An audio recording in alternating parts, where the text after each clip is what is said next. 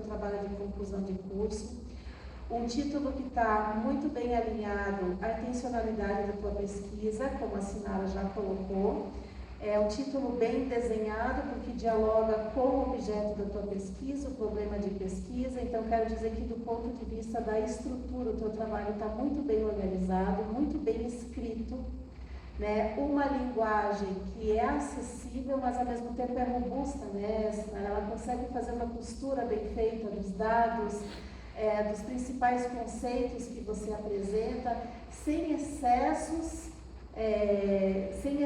de autores. Então, o conceito que você coloca, você desenvolve ele bem, você faz a referência, apresenta às vezes na nota de rodapé. Então, é um trabalho muito bem amarrado, muito bem articulado do ponto de vista formal, né? Tem um alinhamento teórico-metodológico muito bem feito. E aí eu também preciso parabenizar a Lívia nesse processo de orientação, que não é fácil, né? Às vezes a gente conversa com o orientando, faz a sugestão, nem sempre, né, mas acho que aí o casamento aconteceu, né, perfeito, e vocês conseguiram então ter uma dinâmica que resultou nesse processo, né, de um trabalho muito bem articulado.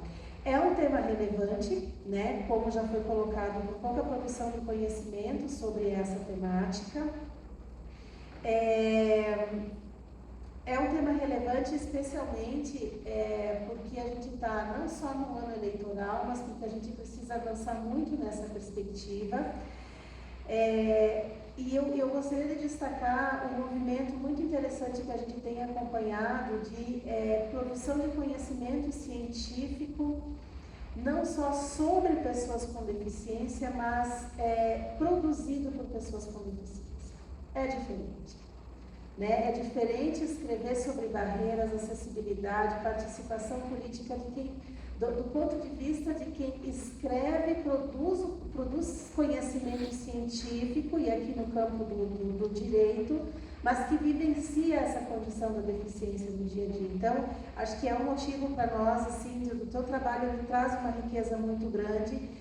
Ele é um trabalho que se articula com a dimensão da cidadania e dos direitos humanos, porque trata da participação política, que é um tema também pouco discutido, até do ponto de vista dos estudos sobre a deficiência. A gente trabalha muitas questões da educação, né, e de outros direitos sociais, mas a participação política, ela é pouco pesquisada. Então, com isso eu quero dizer que o teu trabalho, ele atende os requisitos de um trabalho de conclusão de curso, e ele até ultrapassa em várias medidas da Sinara a qualidade do texto que você apresenta, mas que a gente já vai deixar a sugestão aqui de publicação de artigos, como a Sinara colocou, e também a possibilidade de você pensar numa pós-graduação, né, no âmbito do mestrado, de você continuar aprofundando esse estudo e ampliando ele, né?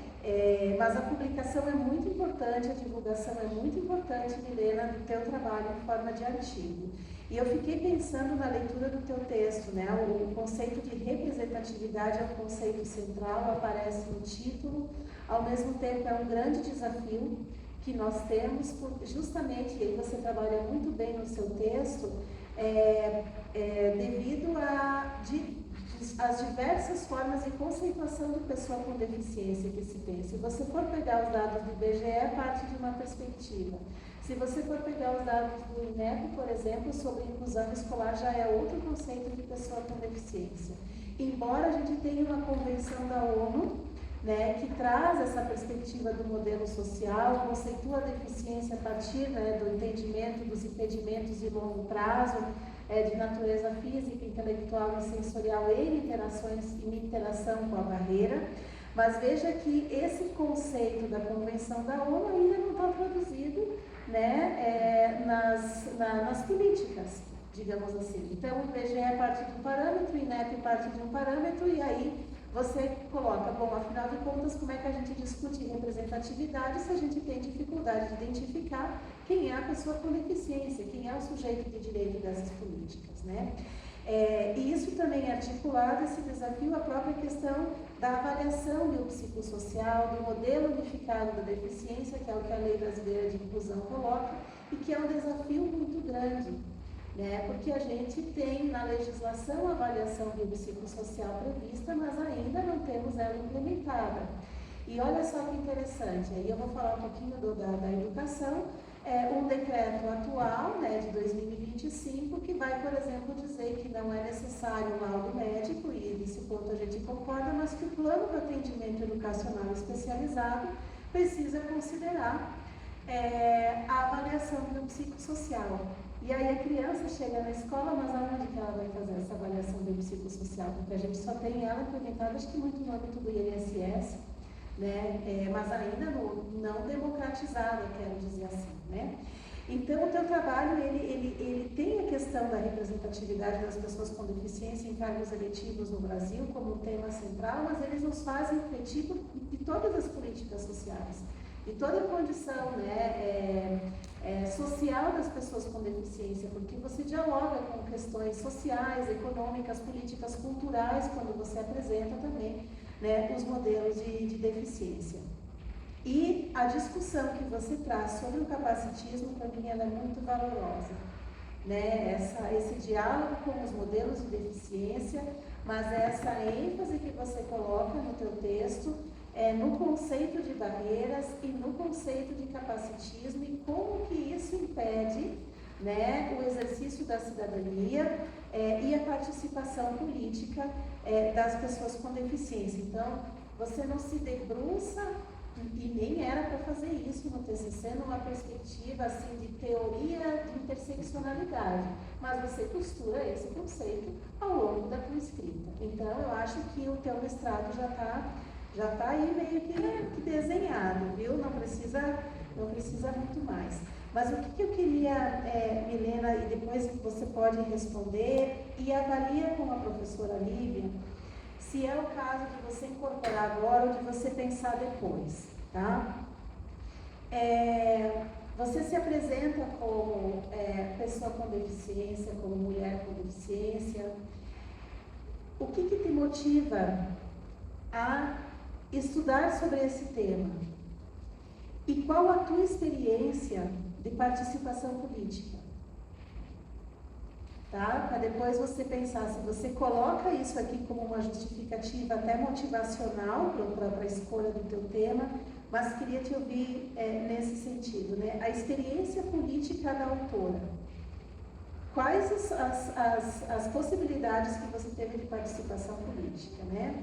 Porque eu fiquei pensando, né? A Milena poderia ter pesquisado tantos temas, né, dentro do direito, a partir da sua experiência. Por que ela escolhe esse tema?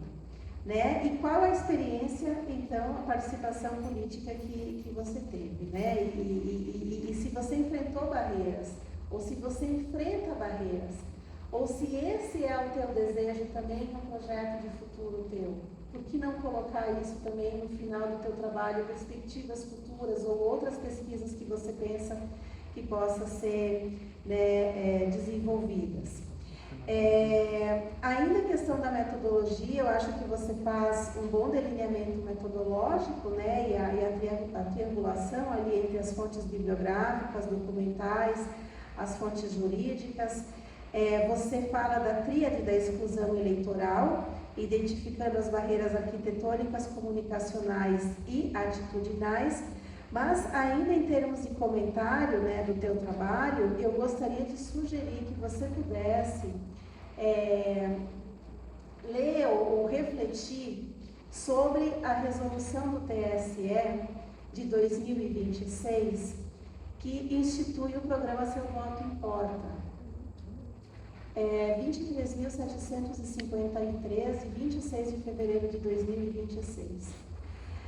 Que institui o programa Seu Voto Importa. Você não é para te dar tanto destaque, mas acho que tem uma ação aqui que você pode apresentar, talvez, a partir do contexto da tua pesquisa, né, e trazer ou desenvolver ela em forma de algum artigo. Te falo isso por quê? Porque a IFAM, a Escola de Magistrados, fez contato conosco para fazer uma formação exatamente com os profissionais do TSE sobre acessibilidade e inclusão, porque eles identificaram isso que você está colocando aqui na tua pesquisa, que muitas pessoas com deficiência não conseguem votar, que muitas pessoas com deficiência não têm acessibilidade, fazem inclusive essa problematização, né? Bom, assim, em espaços institucionais, questionam a formação de quem vai trabalhar na eleição, que muitas vezes não tem conhecimento sobre acessibilidade, né? E aí tem essa resolução,